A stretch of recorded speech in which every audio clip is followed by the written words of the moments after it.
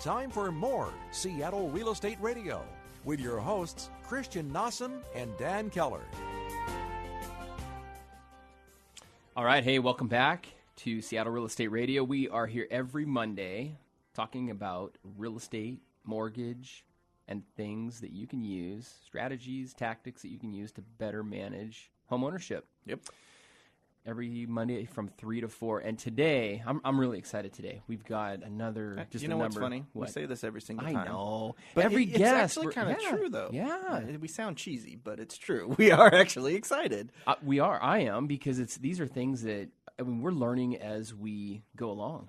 Every time we end up wrapping up the show and we're like, geez. Yeah, I learned this. XYZ. So, yeah. No, I love it. And we want to pass this off to our listeners and our clients. So I know you're going to give a great introduction, so let's go ahead and introduce. All right. So today we have Russ Van Deventer. I think I said it correctly. Yeah. I just asked him, and I still already forgot. So he is an alarm expert. So he's been in the alarm industry in Seattle since 1969. That's 46 years for those that wanted me to do the math for them. He has installed, serviced, and sold alarm systems. In 96, he owned the 13th largest alarm company in the U.S.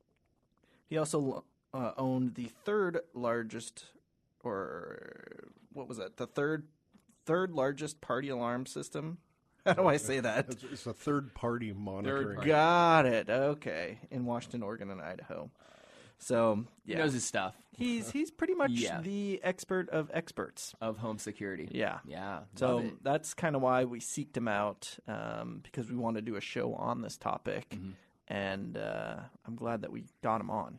Yeah, no, this is great. This is awesome. I was talking with him off air earlier, and I'm just like, holy cow, there's a lot I don't know about our system. Mm-hmm.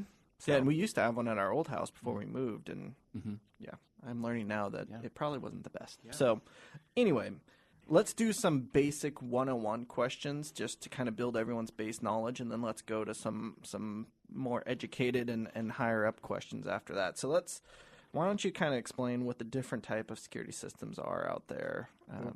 Security systems are all basically about protecting the home.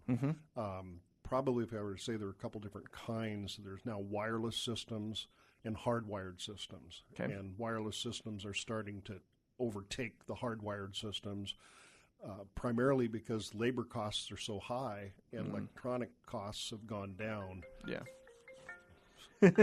I'm going to go on record saying that's not me, because I'm the one that always gets in trouble for the phone. That's what happens when we're live on the I air. love it. That's our security guy. So I'm in the clear. Don't punish me, producer. Let's see, I should probably turn that off. No, it's all good. It's all right. It's all right. It's not every day you're in the studio, so we'll cut you a break. Yeah. I'd be getting in trouble by Dan's always getting in trouble for stuff like that. Anyway, what's happened in recent years, probably in the last 10 years, is we finally got the wireless devices, so you don't see those little boxes next to the doors and windows. They're all concealed. Yep. So we get the aesthetics of hardwired with the convenience of wireless. The other thing that's happened in the construction of homes is it used to be I had an unfinished basement, then I had an attic up above, and nowadays they finish every square inch. That's how you so make the getting money. wires run different places is a lot more difficult than it used to be. Yep. So let me ask you this. So typically in a service industry, or in mainly service-related or labor-related industries, if you switch to, in this particular case, wireless from hardwire, it seems like you're cutting some corners, if you will. Is there less protection with wireless, or is there risk with wireless versus hardwire? Not really. In the early days of wireless, which was, say, in the early 80s and 90s, it used to be kind of like the old garage door openers where all of a sudden your garage door out of nowhere would open up because they used what's called a frequency shift mechanism, and there were like 32 codes for the whole world. Oh, wow. And now what they've done with digital signaling, they have pretty good protocols, and instead of having 32 different combinations, they got about 19 million different ones, and they're all kind of random. Wow. So they're randomly produced. So I mean, I can't even, you can't even predict you can't even order one. Got it. Other ones. So the protection is really the same. I mean, the quality of protection. In some cases, the wireless is a little bit better because in the old hardwired days, we used to maybe wire a couple windows together instead of bringing everything all the way back to the panel. Mm-hmm. And with wireless, everything has its own zone. Got it. Most of the panels now will be hybrid, that you can do both hardwired and wireless. I do a lot of upgrades for older systems. If they already have wired in there and it's working, there's no reason to get rid of that and put in wireless. It's a real problem in the industry now with the we call door knockers or whatever. I just sold my house a couple weeks ago, and I've already received 6 different proposals from ADT, different marketers that and I have a nice hardwired system, but they'll come in and say, "Oh no, that's all crap." Yeah, you got to get all we'll new replace stuff. it with something else, and in most cases, what they replace it with won't be as complete as what we're doing now, because the marketing is such that they're not selling you security; they're selling whatever they can give you to let you pay them a nice annuity of $40 a month. Mm-hmm. Yeah. Not that I'm biased. So if someone is thinking about getting a security system, how do they figure out which one would be good for them? Well, there's different manufacturers. Different companies use different manufacturers. In the U.S., in the we'll call professional installers, there's 3 main manufacturers. Kind of like in automobiles, you got Ford, Chevy, and Chrysler. In burglar alarms, you've got Honeywell, GE, and then a company called DSC, which is owned by Tyco. Okay. And those are kind of the big 3. There's a lot of other manufacturers, but I would say those big 3 probably cover 80% of the market, and probably 90% if you take the companies that are having stuff privately labeled by those companies. Got it. And one isn't necessarily better than the others. I have different ones I use for different applications, particularly if I'm integrating to a hardwired system, because there's some that integrate easier than others. But as far as when you put an alarm system in, if you look at what you're trying to accomplish, the basic reason is I don't want the bad guy coming in and taking my stuff. Yep. And that's kind of the rock bottom. Yep. Having done this for a number of years, the interesting thing is the burglars haven't changed at all since I got into it. You can write them a script of what they're going to do every time. Wow. 90% of them come through unlocked doors and windows. So if you just lock your doors and windows, you're ahead of the game. Wow. When they get into the house, if they didn't come through a door, the first thing they'll do is they'll open a door. So they can either let other people in, but they're not going to work in and out through a window. Yeah. Next thing, they're heading to the master bedroom. They're looking for cash, jewelry, things that are easy for them to move, to pocket get or rid whatever. of. Yeah. We're starting to get a little bit more now of iPads, smartphones, tablets, and that type of thing. That they're not stealing for the electronics; they're stealing for the information. So they'll sell them to somebody, see if they can crack into them and do Get some some good identity info theft. off. Got it. Wow. But it makes protecting against that successful burglary pretty easy. You do the doors that go outside. We look at where the master bedroom is set up. Most homes or multi-story, your bedrooms will be upstairs, and you usually have one stairwell that's going upstairs. Yeah. So I put a motion detector in there. If you have pets, you've got to do some compensation to make sure they're not going to trip it. Yep. But that's really all you need to do to prevent the successful burglary. But that's not really the bar that you're trying to reach. Yeah. Because what you're really selling is peace of mind. Yep. And whereas what the burglars do is very objective, peace of mind is really subjective. If you've been burglarized before, you may want to do some more stuff. Yep. If you're using the alarm for some personal protection, then probably you're going to do more windows and perimeter type devices, because if you're using the alarm in your home, you don't want to be prevented from moving around yourself. Yeah. Well, that makes sense. If you're going to have some form of monitoring or notification, I will usually try to put in 1 or 2 smoke detectors that tie into the monitoring. The smoke detectors you have in your house will do just fine for when you're there. Mm-hmm. But people that have pets and things like that, the pets can't necessarily get out if something were to happen when you weren't there. Yep. Plus, you get quick response, fire department, and there's not false alarm issues with them. fire alarms. Yeah. They're pretty stable. They're not too Police, complex. a little different story, completely different story. We'll get over that in a second, but yeah, fire alarms. Okay, that makes sense. So have that possibly tied in with your security system. Right. So I have a real quick question. You mentioned strategy. Burglars haven't really changed their strategy. 90% come through an unlocked door or window. Let's say windows are locked, doors are locked. Where are they coming in? What avenue are they using to get into the house? Well, they'll usually come in down low. Okay. They'll usually go to the back of the house because if the street front traffic going by, they're not going to have that, type of avenue. The ones I see the most often that they're actually going to break in is they'll come in through a basement. Okay. A lot of times you kind of have a half daylight basement. They can sit on the ground and kick the window out. Mm-hmm. Yep. Usually we never see them come through a broken window. Okay. They kick the window open to unlatch it. Got it. Particularly now with double insulated windows, you got to pick out a lot of glass to make sure you don't get cut. Yeah. Yep.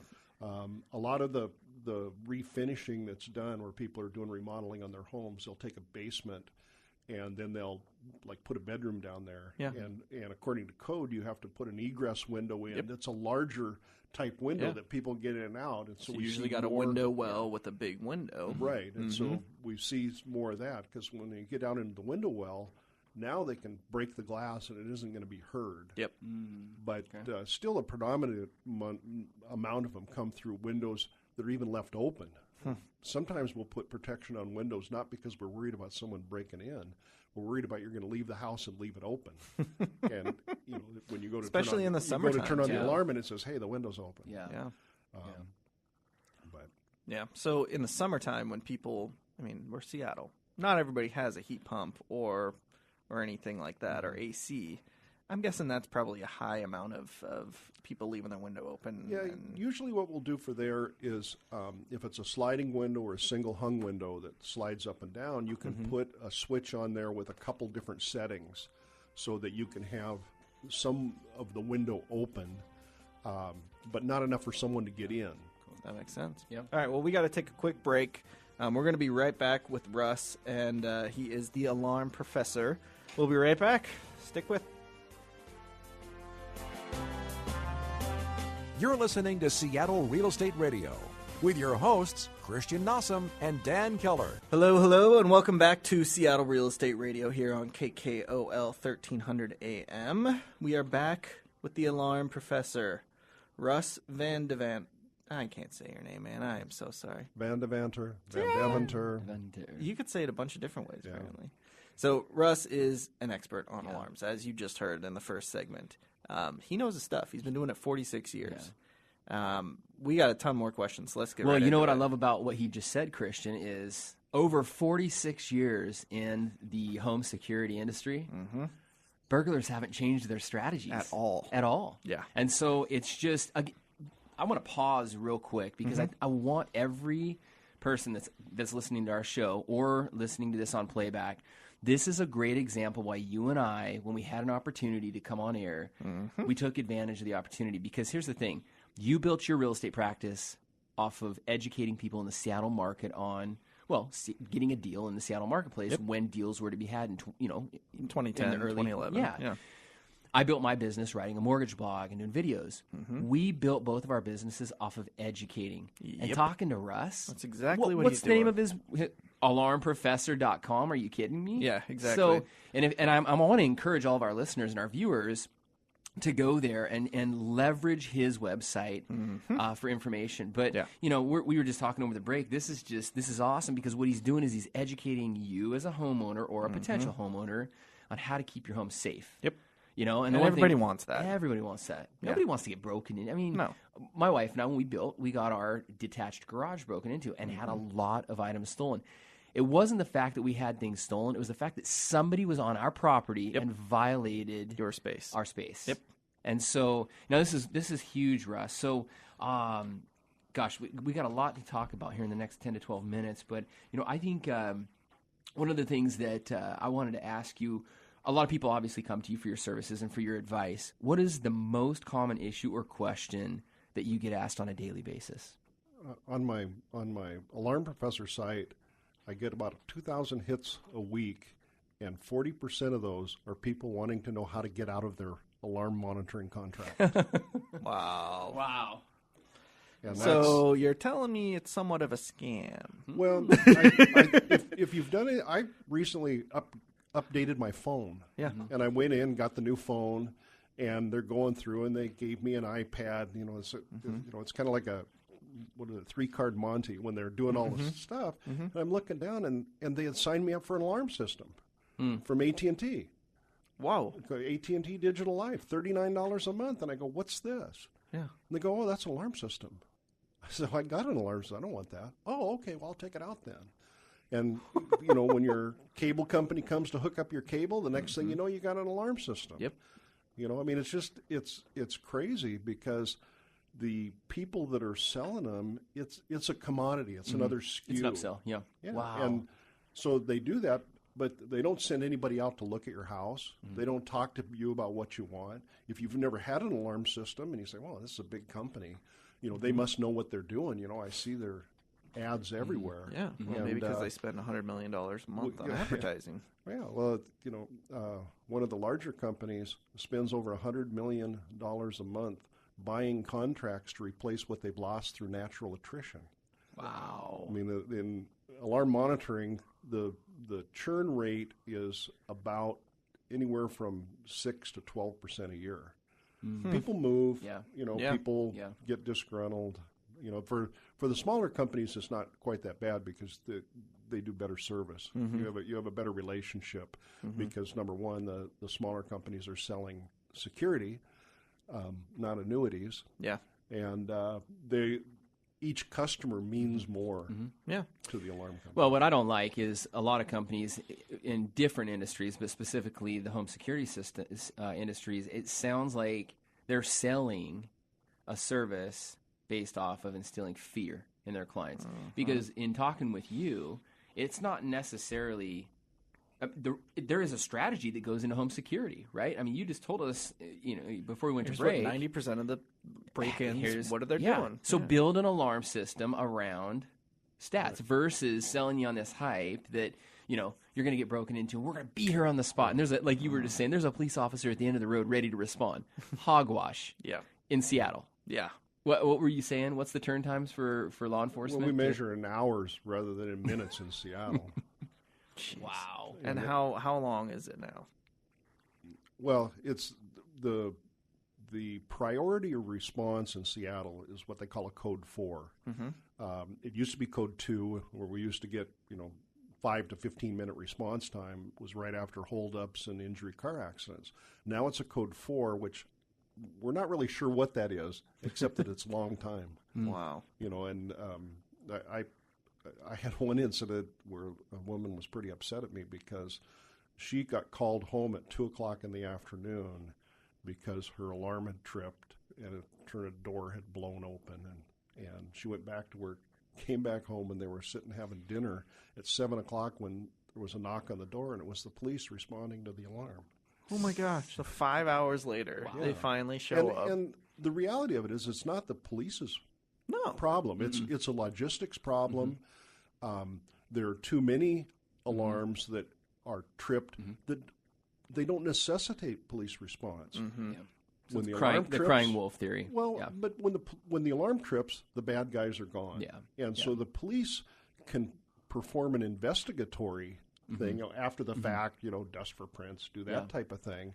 But they're not going to catch the guys. The idea of putting in the alarm is you're going to scare the guys out. The idea of monitoring or some form of notification is letting somebody know that something happened. The alarm did the work of getting that guy out of there. Hopefully. So I want to talk about strategy surrounding that. But before we do it, I want our listeners to understand that, and I want you to answer this versus me just saying this. But from what I'm hearing you say, you're going to have some of these top companies, these bigger national companies, maybe call you, and one of their sales pitches may be that, hey, we have a quicker response time with the police. That's a myth, correct? No? Yeah, what you'll see some of the advertisers say, we respond in this amount of time, and it's true. They make the call, but they're not the ones responding.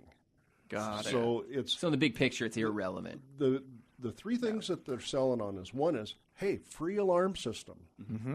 You know, and there's no free alarm system. Well, it's free because they're installing the actual electronics. Well, what they've done is they've spent the last 20 years convincing people that alarms are cheap and monitoring is really expensive.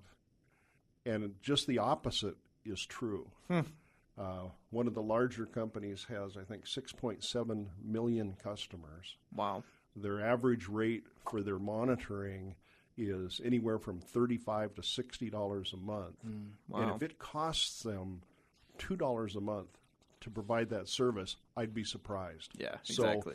I what mean, happens is knowing that you owned a large call center, yeah, I mean, you're the one that would be an expert on that cost. And, so yeah, and what happens is when you're dealing against small companies, so a company like mine, a larger company, cable company, phone company, whatever, their numbers are such that, okay, I'm going to sell this contract, and it's going to be 36 to 60 months.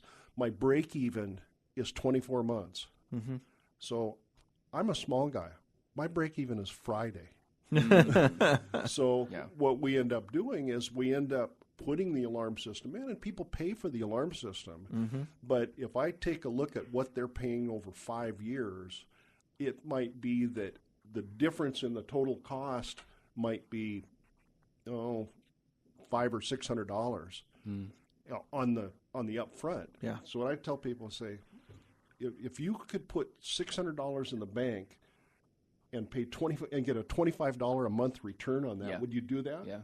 Now, what happens with a lot of people that have a problem, they like that free alarm because they get in and they pay the monthly, and if they can't afford that monthly, so I'm going to get rid of it. And that's why I get all these calls, because people move or something like this. Like, excuse me, you owe us.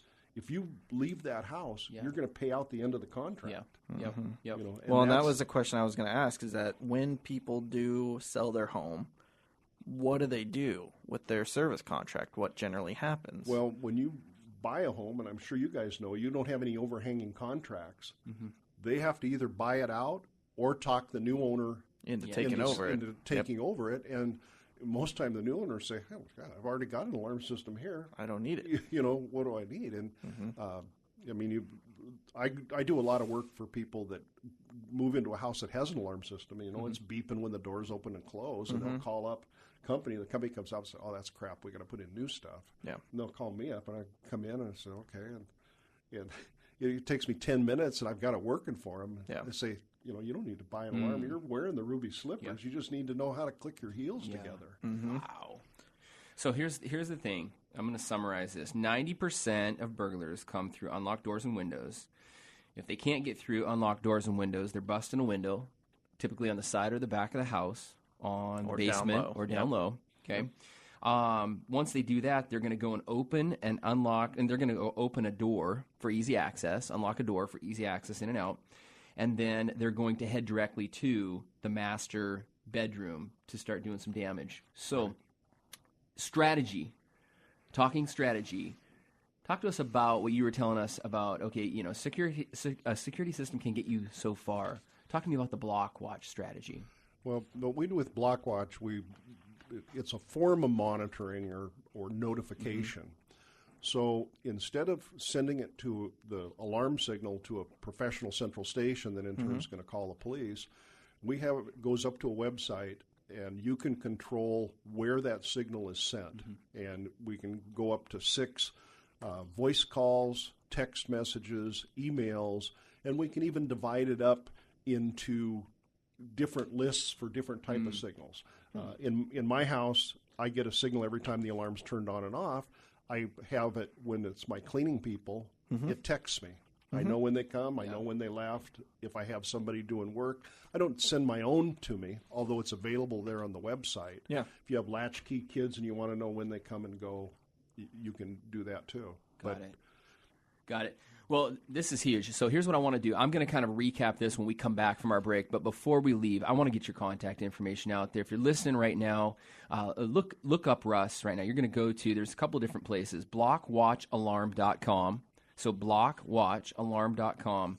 And what I like is the alarmprofessor.com. Mm-hmm. So those are two of the sites that you have access to right now. I want you to look this guy up on Yelp. This was a phenomenal interview today. I love it. We're going to come back with more information on Russ. But in the meantime, we got to take a break real quick.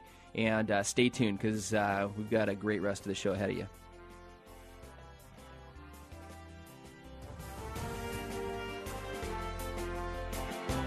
Seattle Real Estate Radio with your hosts, Christian Nossum and Dan Keller, continues after this.